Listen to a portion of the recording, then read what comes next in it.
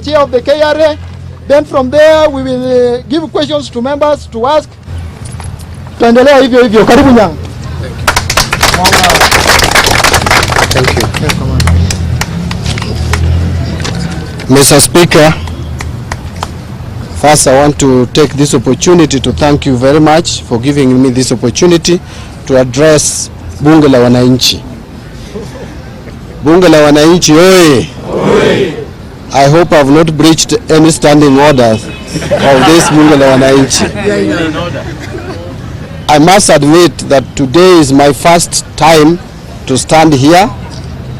So many years back I used to pass through Jivanji Garden, but this is the first time that I'm addressing fellow Kenyans at this venue. We are here with me is the chairman of Kenya Revenue Authority, the Honorable Nderitu Mureithi, yes, who is also the immediate former governor for Laikipia County, who is also my friend. We worked with him in Azimio Economic Council. He was my chairman in Azimio Economic Council, where we were 4 of us. So we are people who have worked previously. So I know this is lunchtime and you have sacrificed to be here to engage in this discussion. And I want to straight away take this opportunity to take about not more than 10 minutes, Mr. Speaker, if you allow me, to give synopsis and general overview why we are here. And then I will also invite my colleague, whom I'm sure will take slightly less than the time I will take. Then after that, we'll open it up for questions. Why I say that, actually we came to listen more than to talk. And I want to start away by saying that the positions that we hold are delegated positions. We are here courtesy of the people of Kenya. We have been given delegated authority.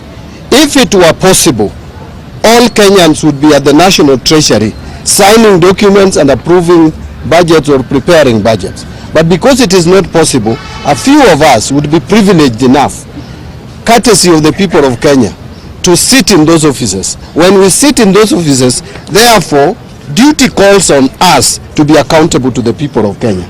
Remember last year we went through in this country something we have never experienced before. We almost had a civil unrest in this country. Why? Because there was perception among Kenyans that they were not being listened to, that nobody was prepared to give them a listening ear. We must do things differently. We must learn. We have learned. I have learned as the Cabinet Secretary in charge of National Treasury. That is why I have come here to engage with you early enough when the budgeting process is still at its very early stages, so that I can also hear from you a few things. Number one is what the Kenyans consider as priority in their lives. That is very important for us to inform the budgeting process. Number two is what are some of the challenges, especially in terms of taxation and tax measures. When you talk to Kenyans now, what is in the lips of everybody is that we are being overtaxed, and that the resources that we give the government, we don't see the value, that services are not being rendered. I want to engage you today to listen and hear from you.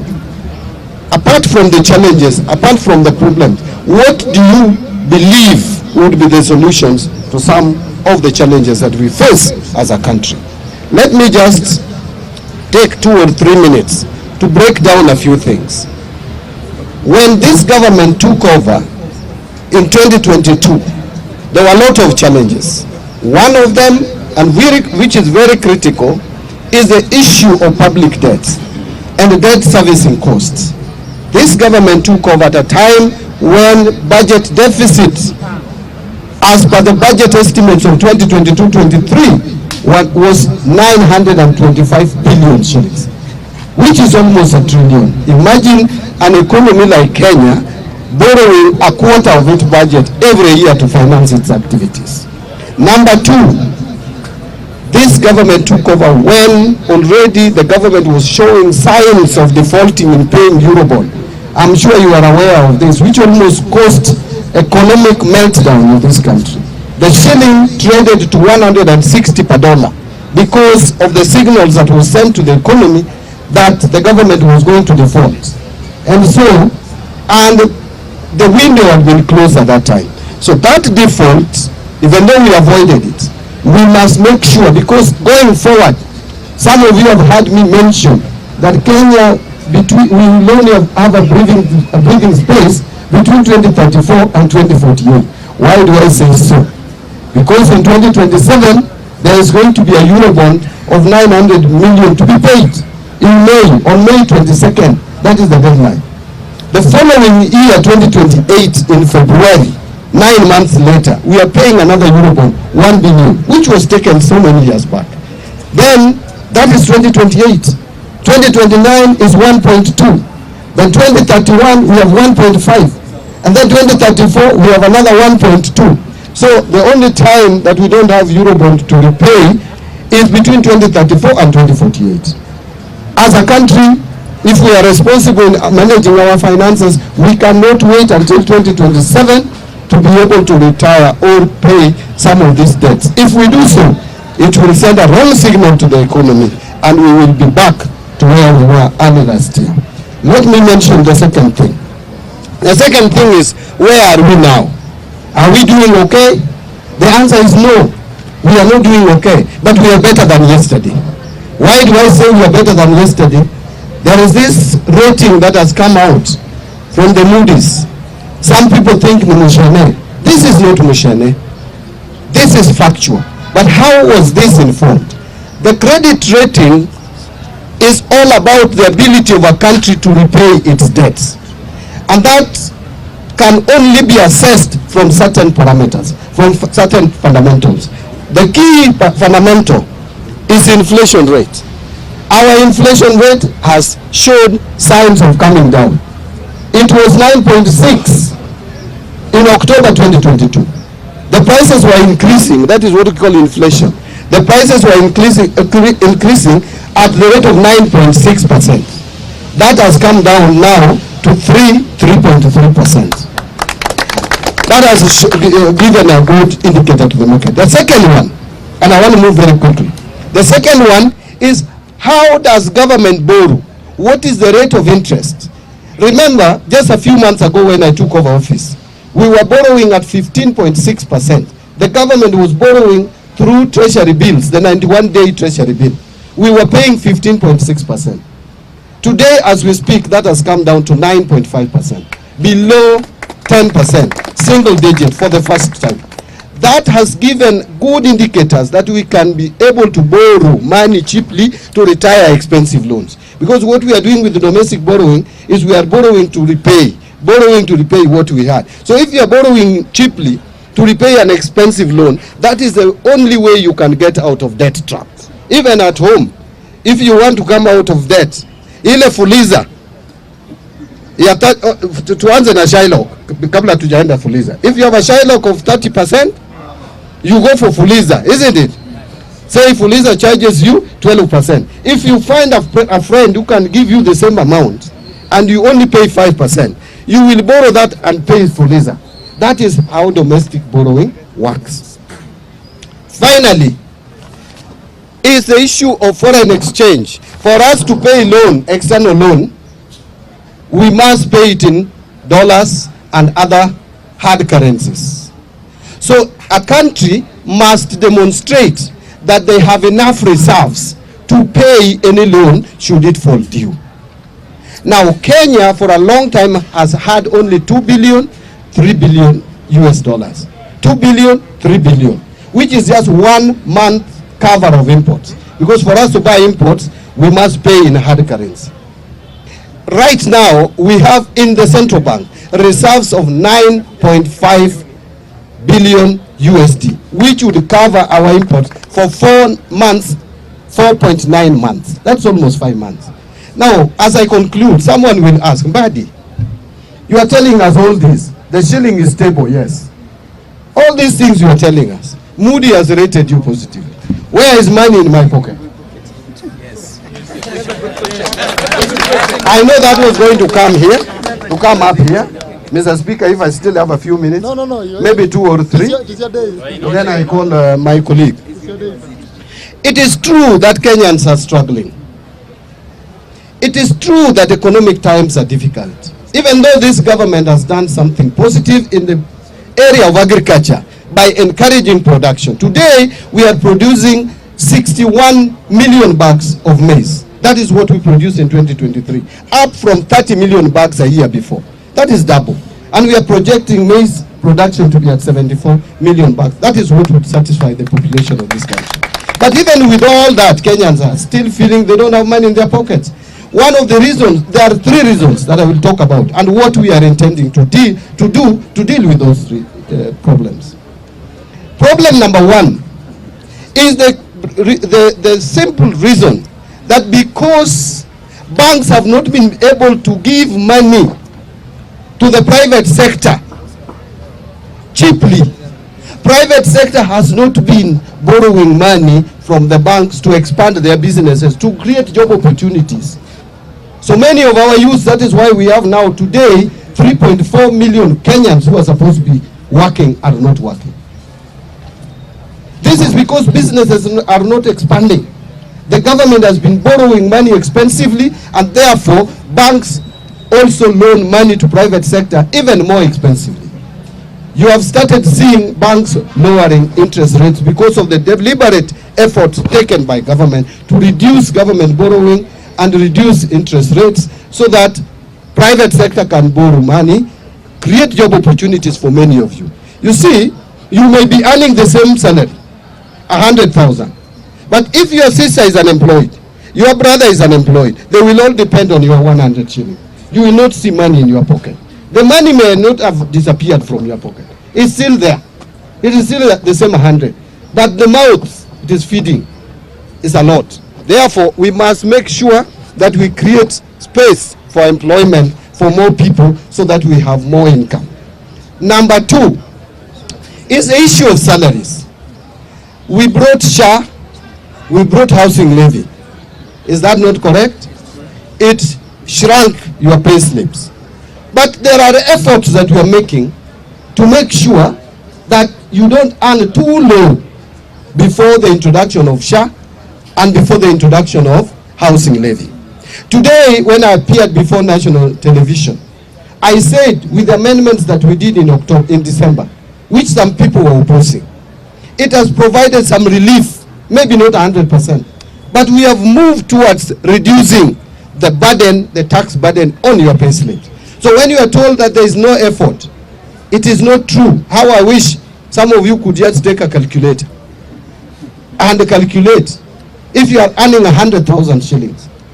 Before the amendments that we brought to Parliament, that 100,000 shillings, 4.25% was going to SHA and housing levy, which is 4,250.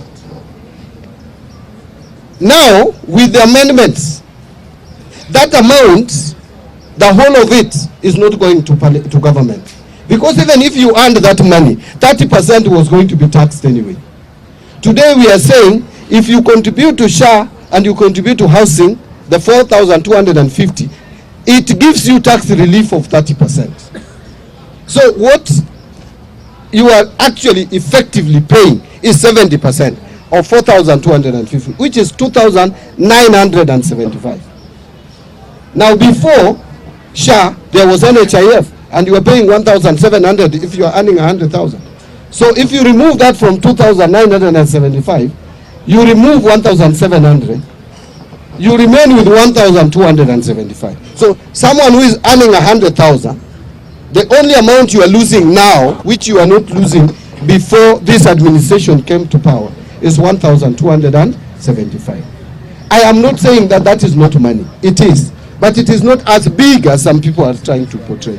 Because of the amendments we brought, we also brought amendments that if now you retire or you are laid off and you are given your gratuity, it should not be taxed. Now you take your money and go home. Pension is now not taxable. Even if you retire, so long as you retire procedurally, money that you contribute to the health insurance scheme, post-retirement scheme, is also now giving you relief. So there are so many things we are trying to do, and we will do more. Finally, the other reason why Kenyans are complaining is because you supply goods to government and they are not paid. What is called the pending bills. We subjected the pending bills, and this is not the first time we have subjected pending bills in this country to a committee. We have always created committees.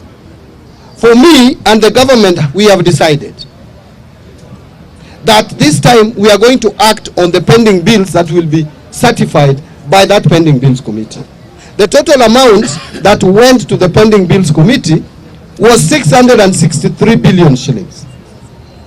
They have already analyzed 474 billion shillings worth of bills. Out of that, they have approved for payment 206 million worth of pending bills. I have since, together with my team, analyzed that data. And listen to this.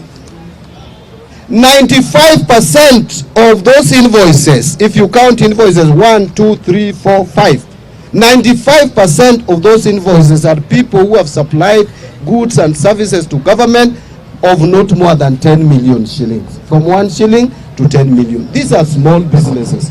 These are MSMEs. Therefore, we have taken a decision as a government. The president has instructed me that we are going to make sure that we try through the supplementary budget to create space for anybody who supplied anything to government and has not been paid up to 10 million. We pay all of them. These are small people. These are small businesses. So we want to pay all the people who have supplied up to 10 million. Then now the remaining amount, we will have to plan and prepare in the next budget how to pay off the pending bills. So those are the efforts. I wanted just to assure you and assure fellow Kenyans, as I listen to you when you are making your deliberations, that we have not reached where we want to be, but we are making deliberate efforts. Tunajaribu sana. Tumeweka mikakati, ninajaribu. And I'm being transparent and open. Long gone are days when cabinet secretary would only be for finance, would only be seen with the briefcase going to parliament to read budget speech. We must engage more. Please give me and open the door for me to engage with you. I may not be perfect, but I will be listening. Give me ideas that you think can help this economy move forward. It is a collective responsibility. I cannot do it alone. I earn, yes, 1 million, but I work for people who, some of them earn nothing. And I want to listen to those people who earn nothing. Let me tell you, this country has challenges. Recently I was in Tana River. And in Tana River, I saw something I never believed, even though I also come from a marginalized area. Remember, since independence to date, the children of Oromo or Orma, Pokomo, crossing the river to school, have been eaten by crocodiles for all these years just because Kenya government could not commit 100 million shillings to put up a bridge. Yet we steal monies every day in government offices worth billions of shillings. It is unfair, it is unjust. We must look for ways of making sure that the whole of this country, whatever little resources we have, it is spread equally in the country to attend to our needs. All of us pay taxes, whether you are a Pokomo, whether you are a Bukusu, or whether you are a Kikuyu or a Luo. All of us pay taxes. We deserve to get services. And that is why I'm here. And this assembly has people from all ethnic communities. Let us speak openly. Let us respect each other. I respect any opinion, however you put it.